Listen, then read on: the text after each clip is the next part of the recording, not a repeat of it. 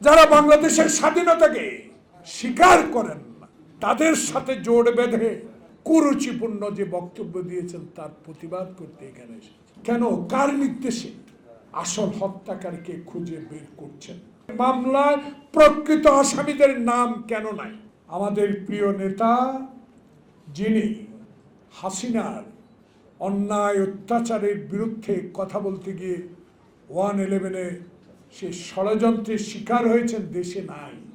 দেশের মানুষকে শান্তি দেওয়ার জন্য, দেশে গণতন্ত্র ফিরিয়ে আনার জন্য, দেশের মানুষকে সেবা করার জন্য আপ্রাণ চেষ্টা করে যাচ্ছেন, সকল ষড়যন্ত্র উপেক্ষা করে। তার বিরুদ্ধে যেই দলে কোনো অস্তিত্ব খুঁজে পাওয়া যায় না, এমন দলের লোকের নেতাদের মুখে শহীদ প্রেসিডেন্ট জিয়াউর রহমানের বেগম খালেদা জিয়ার সন্তানকে নিয়ে কুরুচিপূর্ণ যে বক্তব্য দিয়েছেন তার প্রতিবাদ করতে এখানে এসেছে। আমার মুখে কোনো ভাষা আমি খুঁজে পাই না, আমি সেই ভাষা এখানে ব্যবহারও করতে চাই।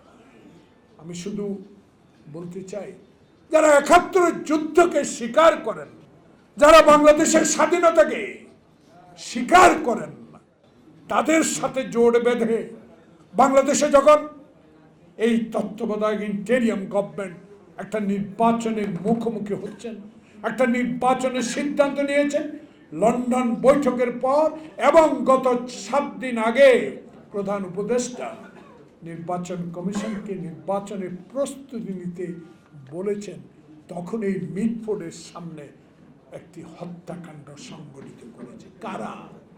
আজকে একটা ছবি দেখবেন,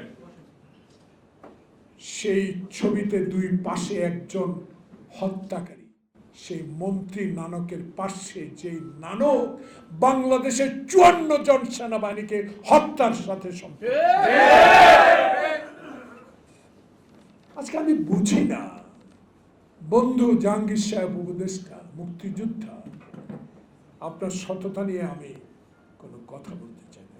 সৎ ব্যক্তি, কেন, কার নির্দেশে আসল হত্যাকারীকে খুঁজে বের করছেন? তার মেয়েকে কেন ডেকে একটি মামলা করতে বললেন? সে মামলায় প্রকৃত আসামিদের নাম কেন নাই?